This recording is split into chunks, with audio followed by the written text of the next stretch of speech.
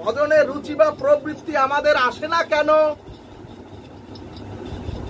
এইবার চৈতন্য ভাগবত বললেন, জীবের ভজনের রুচি প্রবৃত্তি না আসার একমাত্র কারণ জীব হরি সাধু গুরু বৈষ্ণবের ক্ষেত্রে, হরি সাধু গুরু শাস্ত্র ভগবানে এবং মহজ্জনে যদি জীবের অপরাধ থাকে,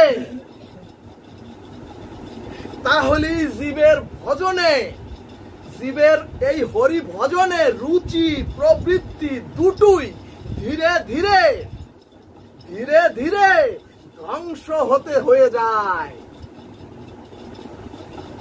সুধীজন, ক্যান্সার দেখেছেন কাউকে? ক্যান্সার রুগীকে তার শিরা উপশিরা সেল টিস্যু এমনকি হাড্ডি পর্যন্ত সব খেয়ে নিঃশেষ করে দেয়।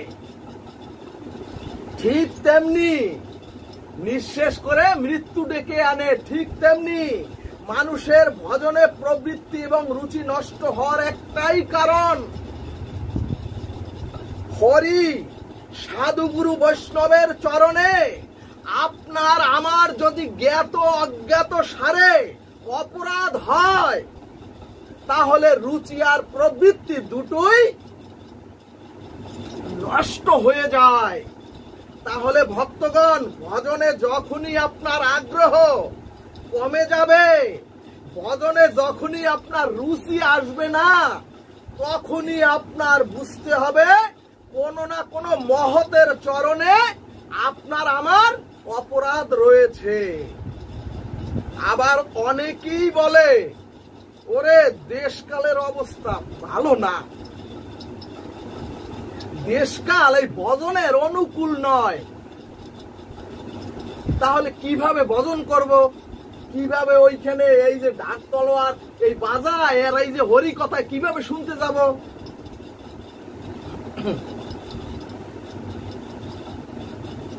ওই যারা আসে না, সাধু সঙ্গে যারা যুক্ত হয় না, তাদের ক্ষেত্রেও ভাগবত বললেন, ওরে দেশকাল পাত্র এ ভজনের কোনো বাধা নয়। প্রয়োজনে তুমি ঘরে বসে লোকের সামনে গিয়ে তোমার ভজন করতে হবে না। প্রয়োজনে তুমি ঘরে বসে আরো বেশি করে প্রতিদিন ভজন করো। এজন্যই ভাগবত বললেন, বৈষ্ণব চরণে যদি হয় ক্ষুদ্র অপরাধ, মহা ভজন হতে পড়ে যাবে। বাহ! সুধীজন, ভক্তগণ, 64 প্রকার এই অপরাধ। আমি শুধু দুটি বলি, তাহলে আপনারা বুঝতে পারবেন। প্রথম হলো এই যে মহৎ, এই যে আপনারা মহৎ দেখবেন এক একজন কারো উপর থেকে আসে, আর আমাকে দেখবেন সবার চরণ স্পর্শ করতে করতে যখন চরণে স্পর্শে হাত দেয় দেখবেন পা গুটাইয়া নেয় আর জায়গা হয়ে যায়। ভাগবত বললেন, ওরে মহতের আসনটি যদি তুমি অতিক্রম করো, এটাও হলো একটি অপরাধ। অর্থাৎ আরো সহজ ভাবে বলি, মহতের আসনটি যেখানে বসবে ওই আসনটিকে যদি ডিঙিয়ে যান, ওটাও হলো একটি অপরাধ। আর সাধু গুরু বৈষ্ণব যদি আপনার দুয়ারে আসে, যদি আপনার আঙ্গিনায় আসে, আর যদি আপনার হৃদয় চিত্তে আনন্দ অনুভূত না হয়, তাহলে বুঝবেন আপনি অপরাধে যুক্ত হয়ে গেলেন। সুধীজন, চৈতন্য চরিতামৃত এর পরে বললেন, ওরে ভজন কম করলেও ভগবানকে পাওয়া যায়। ওরে এই যে ভজন এত কথা বললাম, এটা কম করলেও ভগবানকে পাওয়া যায়, কিন্তু যদি মহতের কাছে অপরাধী হও, ভাগবত বললে, ওরে পাপ আর পুণ্য জীব করে, ওই পাপে জীবকে উদ্ধার ঠেকাতে পারে না। কিন্তু যদি জীব মহতের চরণে, সাধুগুরু বৈষ্ণবের চরণে যদি অপরাধী হয়,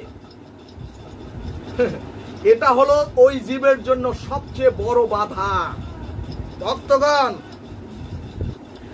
আপনার এর পরে ভাগবত বললেন, যদি আপনার মতো আমার মতো ভগবানের প্রতি শ্রদ্ধা বিশ্বাস যার আছে, তার সঙ্গ যদি আপনি আমি করি, তাহলে আপনি ভজনের সমান সমান থাকবেন, অর্থাৎ পিছিয়েও পড়বেন না আর ভজনে এগিয়েও যেতে পারবেন না। কিন্তু আপনার থেকে যার ভজনে কম, যার ভগবানের প্রতি অনুভূতি কম, বিশ্বাস কম, তার সঙ্গ যদি করেন, তাহলে কিন্তু আপনারা পিছিয়ে পড়বেন। আর আপনার আমার থেকে যার শ্রদ্ধা বিশ্বাস এবং ভজন বেশি, গোবিন্দের প্রতি, রাধারানীর প্রতি, এমনকি আপনার থেকে যার ভজনে ভগবান আর রাধারানীর প্রতি ব্যাকুলতা আকুলতা বেশি, তার সঙ্গ করলে আপনি অবশ্যই ভগবত রাজ্যে এগিয়ে যেতে পারবেন। জয় নিতাই গৌর হরিবল। এই জন্যই যেখানে দলাদলি আছে, যেখানে একে অপরের প্রতি বিদ্বেষ ভাব আছে, সেই সঙ্গ করে কোনো লাভ নেই। কারণ সেই ভজনে এগুতেও পারবেন না, বরং পিছিয়ে পড়বেন। এরপরে ভাগবত একটি মার্মিক কথা বললেন, সঙ্গের দ্বারা যেমন মানুষের কল্যাণ হয়, আবার সঙ্গ করতে গিয়ে মানুষ এখন বেশি অপরাধে জড়িয়ে যাচ্ছে। কারণ অপরের দোষ কীর্তন হচ্ছে, প্রত্যেকটা সঙ্গের মধ্যে দলাদলি হচ্ছে, প্রতিটা সঙ্গের মধ্যে কেউ কাউকে মনে প্রাণে সহ্য করে তাকে মেনে নিতে পারছে না।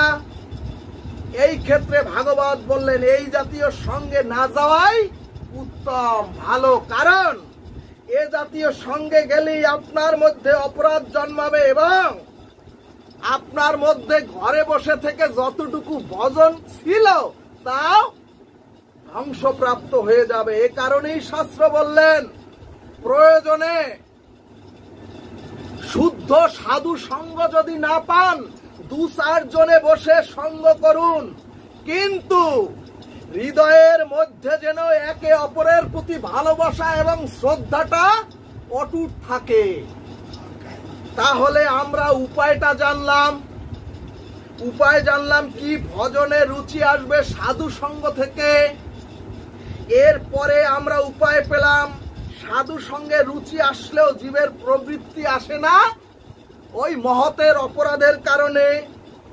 আর যদি সাধু সঙ্গ করে ভগবত চরণে এগিয়ে যেতে হয়, তাহলে আপনাদের আমার থেকে যার ভজন বেশি আর যে পরনিন্দা পরচর্চা করে না, এমন শুদ্ধ বৈষ্ণবের সাধু সঙ্গে অবশ্যই আপনি নিত্য ধামে এগিয়ে যেতে পারবেন। বলো না গো রাধে রাধে সুধীজন। কিন্তু প্রতিদিন এমন শুদ্ধ বৈষ্ণবের সাধু সঙ্গ তো মানুষের পক্ষে সম্ভব নয়। সেই ক্ষেত্রে সংসারী জীবের জন্য মহাপ্রভু এসেই নির্দেশ দিলেন, ওরে ওরে তোরা যদি বেশি বেশি করে গৌর গোবিন্দের চরণে বেশি বেশি করে যদি ফুল তুলসী জল নাও দিতে পারো, দিনান্তে একবার, ওরে তোরা দিনান্তে একবার, অন্তত ঘুমানোর আগেও তোরা একবার একটু গোবিন্দের চরণে 2-1 মিনিটের জন্য ফুল তুলসী দিস। কিন্তু কিন্তু কিন্তু তোরা সংসারে থেকে যখনই সময় পাবি তখনই তোদের ওই মালাটা নিয়ে একটু বসবি জপের নিমিত্তে। রাধে রাধে।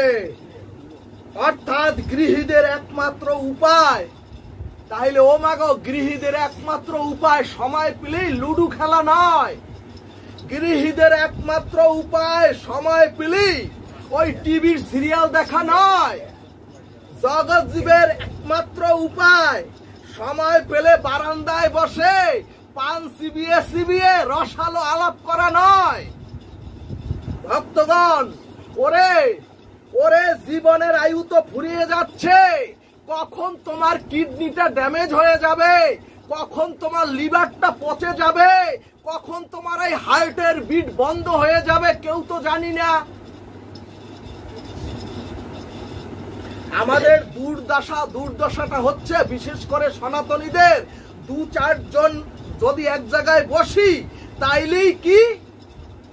তাইলেই শুরু হয়ে যায় সাংসারিক কথা, একবারও গৌর গোবিন্দের কথা হয় না, আর শুরু হয়ে যায় পুত্রবধূ আর শাশুড়ির কথা। কি কথা তো জানেনি। ভাগবত বললেন জীবনের আয়ু ফুরিয়ে যাচ্ছে, ওরে ওই সব পরনিন্দা পরচর্চা রসালো আলাপ বাদ দিয়ে যতটুকু সময় পাও মালা নিয়ে বসো। ভক্তগণ, ভাগবতের শ্রী শ্রী চৈতন্য চরিতামৃতের এটাই হলো সিদ্ধান্ত, নিজেকে বাঁচাবার।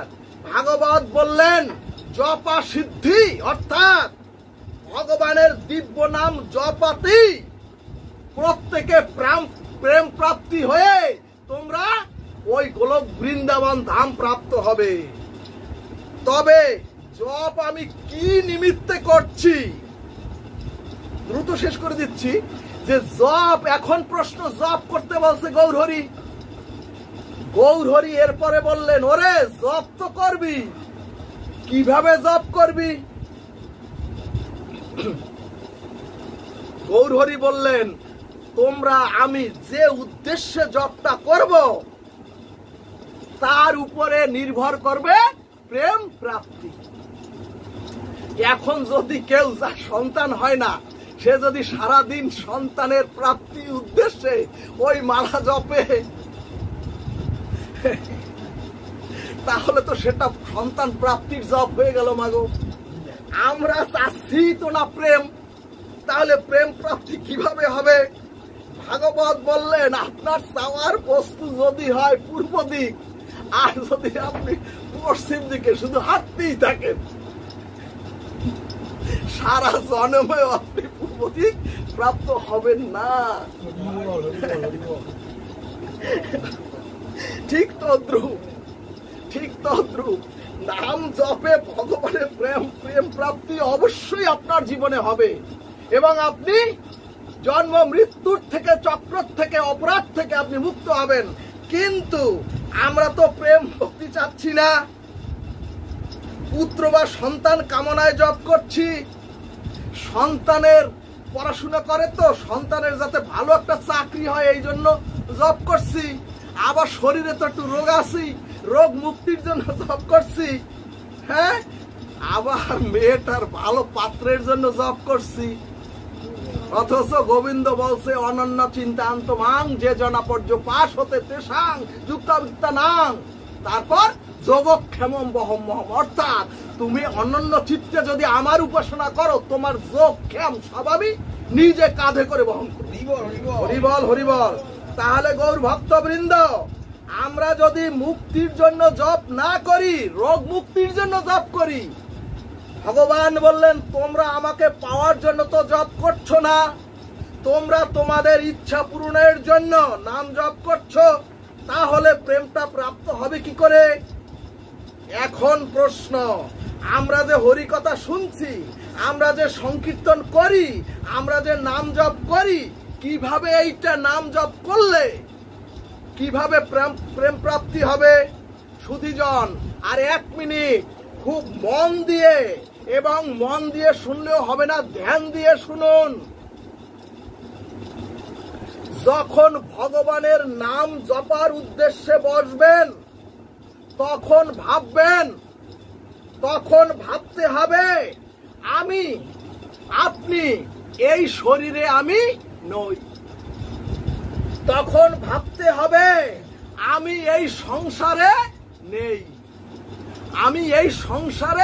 নেই। তারপরে ভাবতে হবে আমি এই সংসারেও নেই, আমি কোনো ব্যবসা বাণিজ্যের মধ্যেও নেই, আমি তথা এই পরিবারের আমি কেউ নই। আমি হচ্ছি ভগবান আর ওই শ্রীমতী রাধারানী বলমন রাধা কৃষ্ণ প্রীতি প্রমানন্দে।